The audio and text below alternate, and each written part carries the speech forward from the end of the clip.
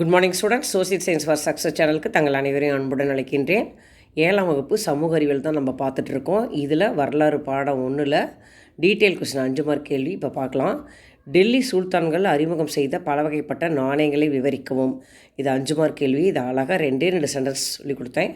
அழகாக பிள்ளைங்கள்லாம் படிச்சுட்டு வந்துட்டாங்க. இதை பற்றின ஒரு ஆக்டிவிட்டியும் நாணயங்கள் ஒட்டி கொண்டு வாங்கன்னு சொன்னேன். அதுவும் அவங்க கொண்டு வந்துட்டாங்க. இதை தொடர்ந்து அந்த வீடியோவை நீங்கள் பார்ப்பீங்க. நாணயங்கள் கலெக்ஷன் நீங்கள் பார்ப்பீங்க. இப்போ இதில் சிம்பிளாக நம்ம 2 சென்டென்ஸ் பார்க்கலாம்.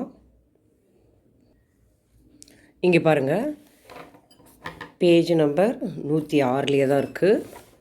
2 பாயிண்ட் மட்டும் எழுதுங்க. நாணயங்களில் பொறிக்கப்பட்டுள்ள படங்களும் உருவங்களும் அரசர்களுடைய பெயர்கள், பட்டங்கள், இடங்களின் பெயர்கள், காலங்கள் ஆகியவற்றை நமக்கு உணர்த்துகின்றன. இது ஃபஸ்ட்டு பாயிண்ட்டாக எழுதுங்க. அதுக்கப்புறம் உங்களால் படிக்க முடிஞ்சால், முகமது கோரி தான் வெளியிட்ட தங்க நாணயத்தில் பெண் தெய்வமான லட்சுமியின் வடிவத்தையும் பதிப்பித்து தனது பெயரையும் பொறிக்க செய்திருந்தார். அதை செகண்ட் பாயிண்ட்டாக எழுதலாம்.